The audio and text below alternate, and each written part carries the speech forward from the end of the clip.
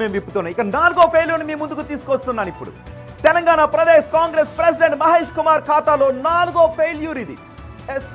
మీరు ఎన్నో రాజకీయ నిరసనలు చూసుంటారు, బలమైన సందేశాలు ఇచ్చే ఆందోళనలను చూసుంటారు. అయితే రాజకీయ నిరసనలు వేరు, రాజకీయంగా బలమైన సందేశాన్ని ఇవ్వడం వేరు. రాష్ట్రంలో అధికారంలో ఉన్న పార్టీ హెడ్ క్వార్టర్స్ ముందు ఎలాంటి నిరసన జరిగినా అది సెన్సేషన్గా మారుతుంది.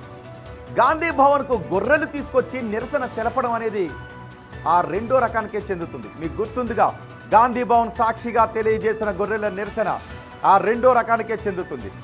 తెలంగాణలో అతిపెద్ద బీసీ సామాజిక వర్గాల్లో ఒకటైన గొల్ల, కురుమ, యాదవ కులాలకు చెందిన వారు కాంగ్రెస్ ప్రభుత్వంపై తమకున్న అసంతృప్తిని, తాము పడుతున్న బాధలను తెలియచేయటానికి ఏకంగా గాంధీ భవన్ ప్రాంగణంలోకి తాము పెంచుకునే, తాము సాకే గొర్రెలను తీసుకొచ్చి నిరసన తెలిపారు.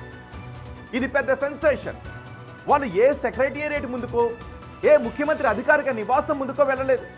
పోనీ బీజేపీ, బీఆర్ఎస్ ఆఫీసుల దగ్గరకు కూడా వెళ్ళలేదు. యాదవులంతా నేరుగా ఎక్కడికి వచ్చారు? కాంగ్రెస్ ఆఫీస్ గాంధీ భవన్కి, కాంగ్రెస్ దేవాలయంగా భావించే గాంధీ భవన్కి వచ్చారు.